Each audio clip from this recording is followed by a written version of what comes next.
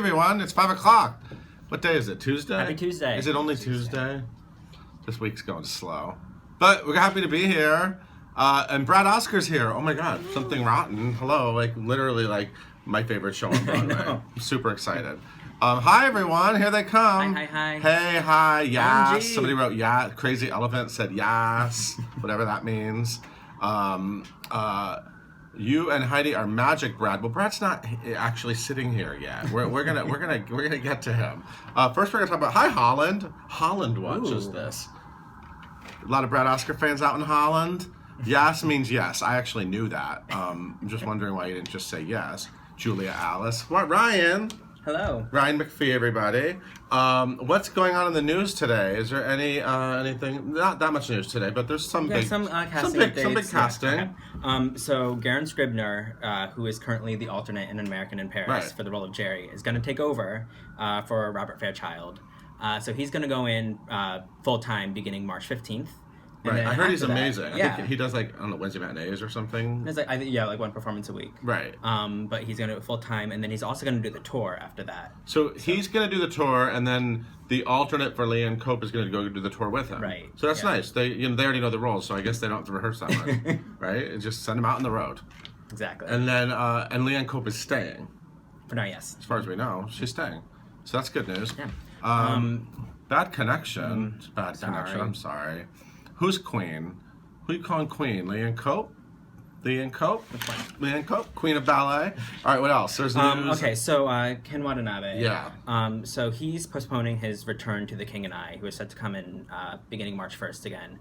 He's undergoing treatment for stomach cancer. Right. So, we are wishing him well and a speedy and safe recovery.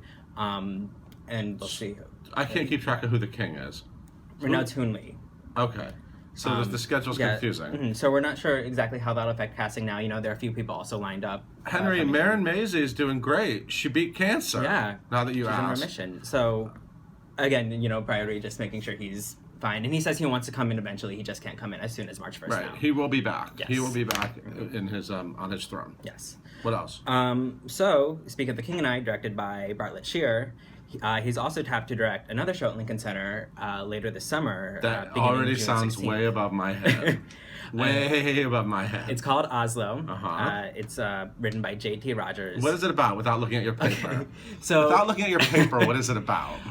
So it's about a Norwegian diplomat and her husband, and they're sort of the two unspoken heroes behind peace negotiations between Israel and Palestine in the 90s.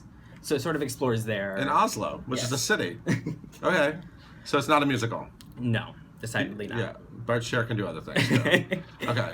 Last night we announced the lineup for Williamstown Theater Festival. Right. For this summer. So these are always some things to pay attention to, because more often than not, at least a handful of them end up coming to New York. But Fool for Love came. Yeah. Right, in the fall. The Visit. Yeah. Oh yeah, The Visit. Yeah. You're right. You're right. So it's starting with Marissa Tomei. She's going to do The Rose Tattoo. Right, which is a great play. Tennessee Williams. Yeah, we also have An American Daughter, Wendy Wasserstein. There's a new musical called Poster Boy. Right. By Joe Trax and Craig Carnelia. Right, which sounds like it's very serious about this kid who killed himself. Yeah, right? It's inspired by the Tyler Clementi suicide a few years ago, and it's about a group of gay men in an online chat room, sort of responding to the death of someone in their community. Okay. So it's interesting how that's going to translate to a musical. Right. So yeah, chat rooms on stage. It's a new thing. Get ready. Somebody just said all musicals are about suicide these days. I don't know. You know which one isn't? Something Rotten. I don't remember. Unless I missed that part. I don't remember any suicide in that one. Yeah. Brad Oscar will be here in a minute. I know you're all waiting. We'll wrap it up. Sorry. I need to bring this up. What? Mozart in the Jungle has been renewed for a third season on Amazon. Starring who's in that show? I don't know. I can't remember her name. Someone you're obsessed with. I don't know why I'm so excited about this. This is Bernadette Peters, everybody. She has not been on Live at 5 yet. We're waiting. But we're hoping. She'll be back. More Bernadette on Amazon. Disaster starts previews. Oh yeah, today. tonight. So you can go on that. Broadway.com, ask Adam Pascal your burning questions. He will answer them on Ask a Star. Burning questions. I like Adam because Adam will tell you dirty gossip and stuff. Oh yeah, ask all about that. Like the time he told me about him and Daphne screwing backstage at Rent. He just started talking about it. So, you know, he'll say, just go ahead, ask him. Ask him whatever you really want to know. There's also some birthdays today that we have to honor. Person I'm very excited Okay, go ahead. Who do we love? Ryan McPhee's specialty, Judith Light. Judith Light. Happy birthday, Judith Happy birthday, Judith Light. Everybody loves Judith Light, including Brad Oscar, I'm sure. And who else? Alice Walker. Alice Walker, who wrote The Color Purple, not the musical. Montego Glover. Who was just aka last week. Oh yeah, aka Teagues. Her friends call her Teagues. And Carole King. She's making a lot of money on Broadway these days. There's actually there's a cute video of the cast of Beautiful on Broadway, on tour, and in the West End, all wishing her happy birthday. So you can check out odds and ends for that. Matilda's not closing. When is Matilda closing? It's not anytime closing. soon. It's never closing. Don't worry about it. Okay. I'm gonna get out of the way. Thank you so much, Ryan. Now we are going to bring in Mr. Brad Oscar, everybody. Please welcome. Oh, fabulous. Hi, there you are. There he is. Hello, hey everybody. Look at that. Look at all that. Yes. Kiki Boots isn't closing either. Yes. They just start rumors start. Rumors This is start wild. on It's here. a whole new world, Golda. Look at all of that. Hi, look at all that everyone. love. Wow. How are you? I'm great. Oh my I'm God, great. you're It's a lovely big to fat be here. Broadway musical hit that I'm obsessed with. I'm obsessed with this show. I can't get. Are you still having fun? Wonderful to hear. Yes, I really am. 8 times a week. I swear to God, it's a great group of people. It's a show that is so. It's so much fun to do. I mean, as you know, it's such a celebration of the American musical comedy in so many ways. Right. So it's really lovely to get out there every night again with a group of professionals who get it and respect it and and put this before an audience and really, feel that love because boy, audiences just they love it. And Maxine just said, she said she's listening to it right now, so she probably can't even hear what we're saying. She's listening to you sing that big showstopper, a musical. We're having the musical. best time. Yes, we are.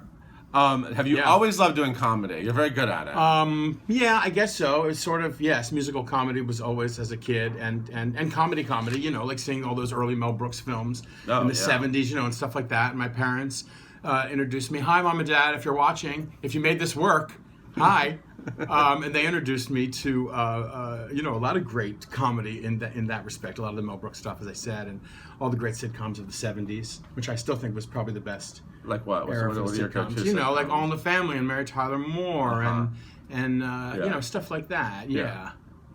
Did you? It's funny that your first Broadway credit is actually a show that I love, Aspects of Love. But it's not a comedy. Not a comedy. It's not a comedy.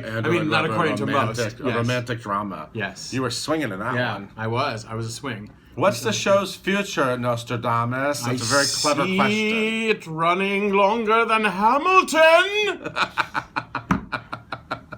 Do you know? That's a good question. Do you know how many musicals are referenced in the song "A Musical"? No, I know that people have tried to count. We once put up a list backstage where everyone. Is it wrote literally all of impossible to count? Well, I mean, I think there's at least 50. But also, people seem to sometimes see references or hear references that I don't know are intentional. But you can shoehorn. You can make it work if you want. Right. But no, I don't know that there's an official exact count of how many jelly beans are in the jar. What were you? I remember interviewing you before the show actually started performances, and you were like, "How the heck am I going to do that song every night?" Yeah. Because it's. I mean, it seems like a monster in terms of energy. Yeah. So has it just become easy, or I mean, is it just? It hasn't become. Is that your big workout every night? It becomes muscle memory to an extent. Yeah. The more you do something, the body sort of gets used to it. But it's my 10 minutes of gay cardio every night. It's keeping me in fabulous shape. Look how thin I am. So I wouldn't say it's gotten easier because there are nights that it still busts my ass. Can I say you can say ass. on It's okay. Periscope? Yeah. So there's some nights that it really does. Just like every day. Some days you feel great and you get up and you just tackle the day, and other days it's just a slog or whatever. But it is always a thrill to do. Certainly by the time we get to the end and I know it's over and we can just sort of bask in that. It is so much fun though. Yeah. What did you think when you first heard that song? Like when you did like workshops? Yeah, we of the did. show, Yes. right? Well, the first time that I actually sort of heard the song and worked on the song was just in a 20-hour reading where we sat behind music stands, to present the material to prospective producers and stuff. And I thought this could be amazing. This could be a real showstopper, a real special number. I only hoped that I could do it. Because, you know, when you're sitting behind music stands and you're just sort of, you know, you have an idea of what it might look like, but I didn't know what Casey Nicola wanted it to look like. And maybe he wanted someone who could really dance. You know, maybe that was going to be the joke, that Nostradamus would suddenly tear off his thing and boom, he's, you know, this fierce tapper or whatever, which I am not. Right. But fortunately, they kept me, and we've made it work. Somebody asked, "How's Brian Darcy James doing?" He just won a SAG award. He did. That was super exciting. We're so He's a big movie excited for star. him. There's just nothing. I mean, you know, Spotlight. He's in Spotlight. He's in Spotlight. Yes, he's one of the ensemble in Spotlight, and I just find it very exciting because, you know, it's not often that one of us gets to graduate to the, you know, the big. I mean, really, talk about graduating. I mean, you know, right to the top there with that amazing ensemble, to be a part of that, and besides the fact that Brian Darcy James is one of the nicest, greatest, most talented. I mean, you know, you can't say enough about Brian. Everyone who's ever met him or worked with him knows this. So it makes it just doubly exciting, and I could not be happier for him. SAD is asking, do y'all still make hot dogs? I don't know what that means. We do. We occasionally make hot dogs. Yeah. We have my dressing room. Well, I used to share with Brooks Ashmanskis, who has since left our show. Right. And I now share with Mr. Jerry Vicky, who plays Shylock, which is great fun. Jerry's great. But yes, we used to have hot dog Sundays over the summer. We had a little hot dog steamer, and because we have an ice machine, we have a full bar. We are set to go there at the St. James, let me tell you. But booze and hot dogs. Occasionally we still have hot dogs. Someone said I'm bringing my dad to the show for his birthday. That's a good choice, Meg. Dad's gonna love it. That's great. Can I stop by? Where? Here? Just come on. I'll see you at the stage door. Is your dressing room still haunted? Is the dressing room still haunted? I didn't know that our dressing room is specifically haunted, but no, nothing has happened recently. Nothing creepy is happening? No. Do you have a favorite musical of all time? Somebody just asked that. Oh, wow. That's always a hard question, right? I mean, I love Sweeney Todd. I love Chorus Line. I love The Producers. So yeah, I hate like absolute, you know, those favorite, you know, because then you have to just narrow it down to one, and yeah. So those are some of my favorites. Would you love to do something dark and totally different? And sure, yeah. It would be fun to do something. To do a play as well, you know. To not have to sing maybe 8 times a week kind of thing would be nice. Yeah. Remember when you were in The Producers? That was a big blockbuster. That was a big chunk of your life. It was like how many years? Yeah, like 6 years of my life. And how many years doing which role? Like what? Well, I played Franz for the first year, and then I took over Max the second year. Thank you. And then I opened the second national tour. Right. And then I came back to New York. Okay. Then I went to London. Oh, London. I went to London to play Max for a little while. Then I came back to New York. I mean, it was unbelievable. And then I did Vegas. Like a year after The Producers took you all over the world. Yeah, it was amazing. Are there any mistakes? Do mistakes happen in school in something wrong? There's always, I mean, it's live theater every night. He was funny in The Addams Family. Lives and breathes. Oh, thank you very very much. much. Just throwing that in there. Sorry. Thank you.